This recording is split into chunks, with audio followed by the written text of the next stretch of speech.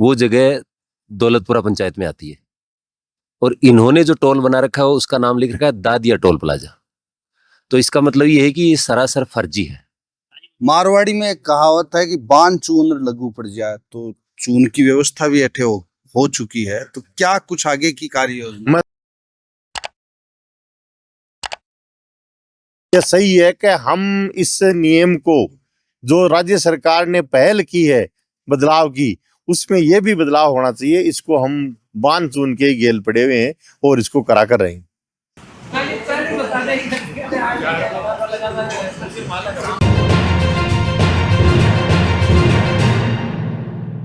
जौहर में डॉक्टर नीर रसमील और इस वक्त आप बने हुए हैं खबर गवाह पर, और इस वक्त खबर गवाह कवर कर रहा है दादिया टोल पर चल रहे धरने को लेकर।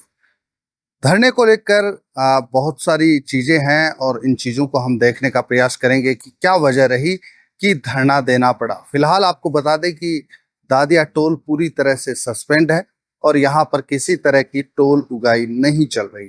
हालांकि यहाँ पर टोल कर्मियों और टोल जो मालिक है उसके इक्विपमेंट, कंप्यूटर एटसेट्रा सारे पड़े हैं, लेकिन फिर भी टोल की वसूली नहीं हो रही है। सभी जो यातायात के वाहन हैं वो फ्री टोल का लुत्फ उठा रहे हैं।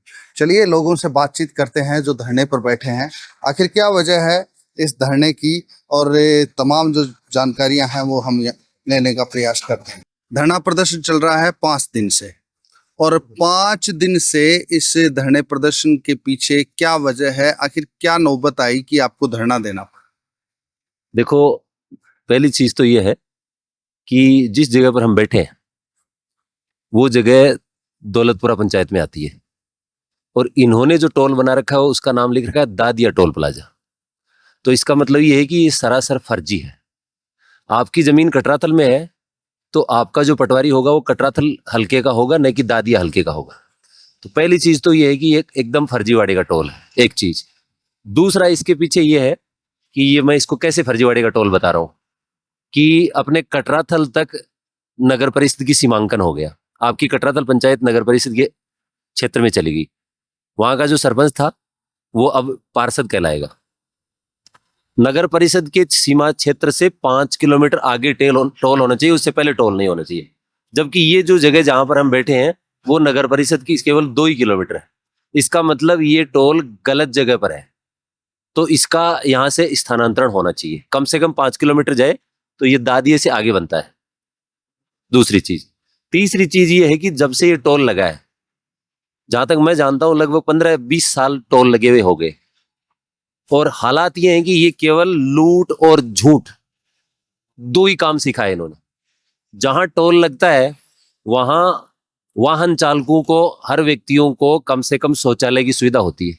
आपने काफी सारी चीजें बताई। एक क्यूरियोसिटी है कि क्या आपने देखा है ऐसा डॉक्यूमेंट जिसके आधार पे कह सकें कि ये टोल जो अथॉरिटी जो टोल जारी करती है उसने जारी किया ही है? क्या आपको ऐसी जानकारी? देखो सर, ये जानकारी कल 2 दिन पहले हमारे पास यहाँ पीडी सर आए, तो उन्होंने पीडी डायरेक्टर, प्रोजेक्ट डायरेक्टर पवन जी, इसी टोल के रोड के जो प्रोजेक्ट डायरेक्टर है, उन्होंने खुद बताया कि किस अथॉरिटी के अंतर्गत आती है ये स्टेट हाईवे है। तो स्टेट हाईवे में नियम बनाया कि 2 टोल के बीच की दूरी 60 किलोमीटर होती है। फिर उन्होंने बताया कि जो टोल लगता है वो नगर परिषद से 5 किलोमीटर क्षेत्र से दूर लगता है। यानी ये उनके शब्द हैं। तब सब लोगों को पता चला इसका मतलब ये तो 2 ही किलोमीटर में है, 2 ही किलोमीटर में, तो ऑटोमेटिकली ये गलत जगह पे हो गया। ये प्रोजेक्ट डायरेक्टर का बयान है जो मैं आपको बता रहा हूँ। दूसरी चीज है कि जहां भी टोल बनता है, प्रोजेक्ट डायरेक्टर से आपने ये सवाल किया था क्या कि इस रोड पर ये टोल हो सकता है, यानी कि इस टोल की फिजिबिलिटी यहाँ साबित हो रही है क्या? हमने जो उनसे सवाल किया था वो ये किया था कि पहली चीज तो ये कि कम से कम 2 टोल के बीच की 60 किलोमीटर दूरी होनी चाहिए। तो उन्होंने ये बताया कि वो 40 किलोमीटर ही होती है। मैंने कहा साहब आप सर्च कर लो, देख लो, आपकी जो रूल्स बने हुए हैं national highway authority of India, उनमें साफ उल्लेख है कि 60 किलोमीटर की दूरी है। वो 60 किलोमीटर इस टोल और डिगाल टोल के बीच में नहीं है। और ये वाला तो NHAI का है ना, ये तो स्टेट हाईवे है। स्टेट हाईवे का ही बता रहे हैं हम। हाँ, स्टेट हाईवे में भी 60 किलोमीटर होता है। फिर यहाँ वाला, हाँ, दोनों में ही। फिर उनमें जो छूट होती है वो 20 किलोमीटर दायरे की जो जितने भी आस पड़ोस के जो गांव होते हैं उनके वाहनों को छूट होती है। 5 किलोमीटर क्षेत्र में जो कॉमर्शियल वाहन होते हैं जहां टोल लगता है वहां 5 किलोमीटर तक के उन वाहनों की छूट होती है, क्योंकि 5 किलोमीटर तक टर्न नहीं होते, तो वहां से गाड़ी घूम के आएगी तो 2-4 किलोमीटर तो लग ही जाएगा उनको। ये एक भी चीज को नहीं मान रहे। अब दूसरा उन्होंने ये बताया कि अब 32 तक इस टोल को हमने एक्सटेंड कर दिया, मतलब 2032 तक चलेगा। कम से कम 15-20 साल से टोल चल रहा है। जहां टोल लगता है वहां पब्लिक को या आने जाने वाले जो वाहन चालक है उनको कुछ सुविधाएं होती है, जैसे क्रेन की सुविधा होती है। वहां कोई जानवर मर गया उसको उठाना है, 25-20 साल में इन्होंने ये नहीं देखा कि क्रेन चाहिए कि नहीं चाहिए, मतलब लाने की जन्नत भी नहीं समझी इन्होंने। एम्बुलेंस होती है जहां टोल लगता है वहां, आप सबको पता है कि इनके पास कोई एम्बुलेंस नहीं है। यहां तक इससे बड़ी बात मैं क्या बताऊं कि इनके जो टॉयलेट है वो पहले तो बने हुए नहीं थे। एक छोटा सा टॉयलेट बना हुआ इधर से, उसको आप जाके देखो ना तो उस टॉयलेट का कोई इस्तेमाल नहीं करेगा। और लोग हैं, इनसे बातचीत करेंगे। फिलहाल ये बहुत सारे आरोप लगा रहे हैं। आपसे हम जानना चाहेंगे, सबसे पहले आपका नाम जानना चाहेंगे। मेरा नाम तो सर मनीष मेहला है। मनीष जी, ये जितनी भी चीजें बताई हैं, आप इस टोल पर से कितनी बार गुजरे? मैं सर यहाँ से 2008 से गुजर रहा हूँ इस टोल से, और डेली आना जाता शिक्र होता है सर।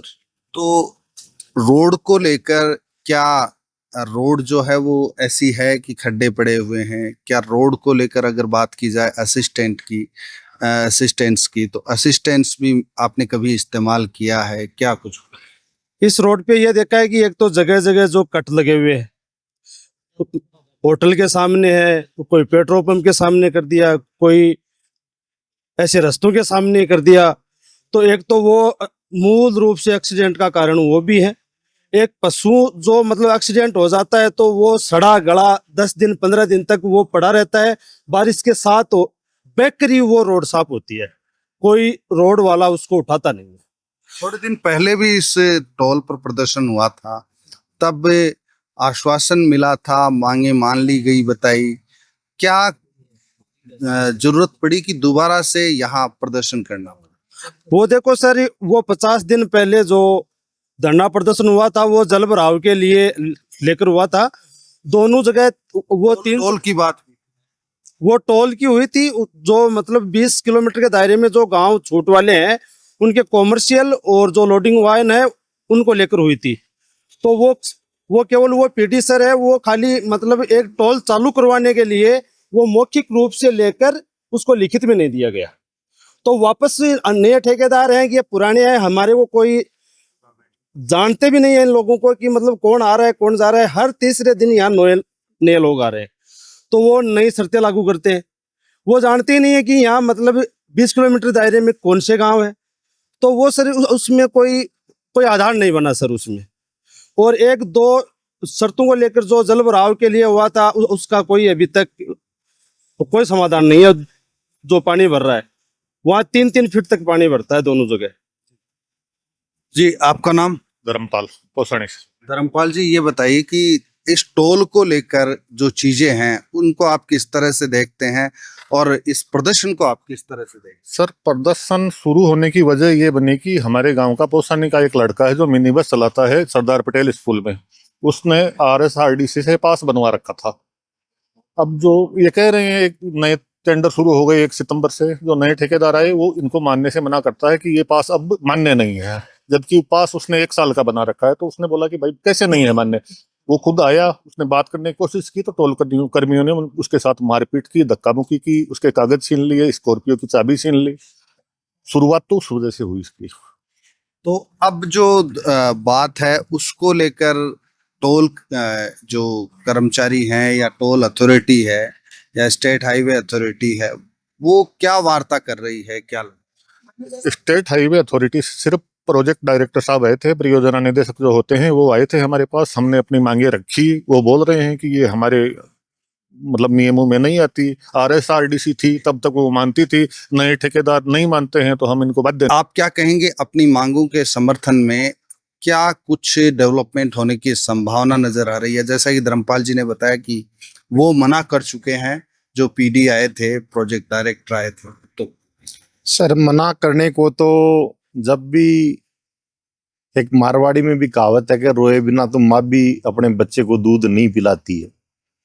तो मना तो वो करेंगे ही, और मना वो इसलिए करेंगे कि प्रशासनिक अमला पूरा का पूरा संपूर्ण राजस्थान में सिर्फ और सिर्फ वसूली के लिए लगा हुआ है, ना कि कोई जन समस्याओं के लिए।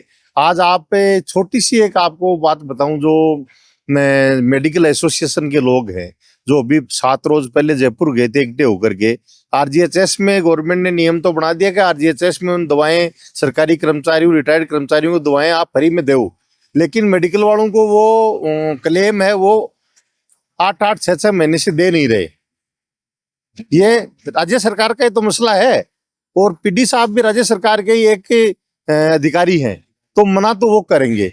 लेकिन हमारी जो मुख्य मांग है वो ये है कि जब हमारी नगर परिषद सीकर का दायरा परिसीमन के दौरान बढ़ा, तो बढ़ने में जो गांव परिसीमन की जद में आकर के नगर परिषद के हिस्सा बन गए, उनके सरपंचों को पावरलेस कर दिया गया, उनके पंचों को पावरलेस कर दिया गया, और वहां पर पंचायती राज के नियमों को हटाकर नगर निकाय के नियमों को वहां लागू कर दिया गया। चाहे वो वित्तीय स्वीकृति हो, चाहे अन्य कोई मामला हो, वो पंचायती राज से सीधा ट्रांसफर होकर के नगर निकाय डिपार्टमेंट के दिन चला गया। हमारे जो गोकुलपुरा गांव से निर्वाचित पंचायत समिति प्रतिनिधि श्रीमती मनबरी देवी जी थी, उनको प्रधान पद से हटा करके हमारे ग्रामीण इलाके से, हमारी पंचायत से फिरोजाबाद से हमारे श्रीमती बनारसी देवी जी जो जीती हुई थी, उनको प्रधान पद से सुशोभित कर दिया गया। ये विभिन्न परिवर्तन इस परिसीमन के कारण ही हुए, और हम इनका स्वागत करते हैं। यानी कि ये चाहते हैं कि यहाँ भी वो परिवर्तन लागू हो। हाँ, क्यों नहीं सर, ये भी तो वही तो चीज है ना, ये तो वही जो लोग प्रधान से सेवाएं लेते हैं, जो लोग नगर परिषद से सेवाएं लेते हैं, वही लोग इन गाँव में बसे हुए हैं। मारवाड़ी में एक कहावत है कि बान चून लगू पड़ जाए, तो चून की व्यवस्था भी अठे हो चुकी है, तो क्या कुछ आगे की कार्य योजना? मैं धन्यवाद देना चाहूंगा आपको और आपके चैनल को कि आपने हमारी दिल की गहराइयों को छुआ, और जो बांध चून के गेल पड़ने वाली बात है वो आपने खुद ही कही। यह सही है कि हम इस नियम को जो राज्य सरकार ने पहल की है बदलाव की, उसमें यह भी बदलाव होना चाहिए। इसको हम बांध चून के गेल पड़े हुए हैं और इसको करा कर रहे हैं। लंबा कितना चल सकता है, निश्चित काल के लिए, या क्या कुछ कार्य योजना है? हम तो ये सोच रहे हैं कि जिस दिन सरकार को सद्बुद्धि आएगी, जिस दिन सरकार के अधिकारियों को सद्बुद्धि आएगी, उस दिन कर देंगे। हम कोई समय सीमा तय करके नहीं बैठे हैं। हम तो जैसे कल तक तो हम बैठे थे सामूहिक रूप से। ये टोल कहाँ चला जाएगा, क्या मतलब? ये टोल तो इससे पहले कुड़ली में था, तो कुड़ली से यहाँ आया, तो उस वक्त कहाँ चला जाए, ये कोई विषय हुआ था कि नहीं हुआ था पता नहीं। तो ये तो कहाँ जाएगा, वो तो RSRTC जाने और सरकार जाने। हाँ हाँ, कहीं भी ले जाए। एक जो चीज मैं बता रहा था कि ये अवैध है। जब भी किसी एजेंसी को टोल दिया जाता है तो 3 प्रकार की अप्रूवल लेनी होती है उनको। एक एडमिनिस्ट्रेटिव अप्रूवल, एक फाइनेंशियल और टेक्निकल अप्रूवल। जब पहली बार पीडी सर हमसे मिलने आए तो मैंने उनको कहा कि सर वो तीनों प्रकार की अप्रूवल दिखाएं आप। अभी तक, जब तक मैं आपसे बात कर रहा हूं, अभी तक उनमें से एक भी कागज हमारे पास आया नहीं। कुल मिलाकर बात जो है, आप बता रहे हैं कि अप्रूवल भी नहीं है, पूरी तरह से अवैध है। अगर ये मान लो कि टोल यहाँ से वहां चला जाए या कहीं अन्य तरह चला जाए, आगे चला जाए, सवाल एक ये भी रहता है कि जो सड़क है जिस पर सुविधाएं हैं, सुविधाओं में अगर हम बेसिक सुविधा की बात करें तो रोड का जो खड्डे वगैरह हैं, पेच वर्क है, किस तरह की रोड होनी चाहिए, फिलहाल किस तरह की है, क्या कुछ बताएं? जहां हम बैठे हैं वहां से 150 मीटर आप जाके देख सकते हैं। आपके दोनों तरफ वहां खड्डा मिलेगा आपको सड़क पर। मतलब टोल यहाँ से स्टार्ट हो रहा है और वहां से गाड़ियां खड़ी हैं, वहां आप देखो गहरा खड्डा देखने को मिलेगा। मतलब इनके मतलब फल अपन जय मारवाड़ी में क्या करें, फलसा के सामने बड़े खड्डा पड़े, बोलो पानी ते बगिया के ऊपर देख रहे ही होला। उसे सुविधा नाम की एक भी कोई मतलब को नहीं, केवल और केवल है कि बस टोल वसूलना, बस एक ही मकसद है इनका। दादिया टोल पर चल रहे धरने प्रदर्शन के बीच टोल दोनों तरफा फ्री है और वाहनों को काफी अच्छा फील हो रहा होगा। बहरहाल यहाँ पर जो बात सामने आई है वो ये है कि टोल के नियम है, रेगुलेशन है, उनको पूरा नहीं कर रहा है। स्टेट हाईवे अथॉरिटी या यूं कहें कि स्टेट हाईवे ये है, और इस स्टेट हाईवे जो भी सड़क है वो राजस्थान सरकार के अंतर्गत आती है।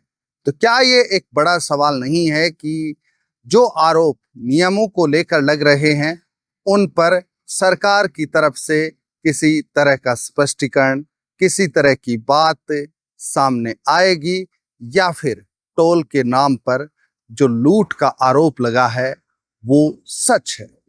फिलहाल इस एपिसोड में इस सवाल के साथ इतना ही, लेकिन जनता के मुद्दों पर खबर गवाह का उलगुलान जारी रहेगा। दीजिए इजाजत। जोहार।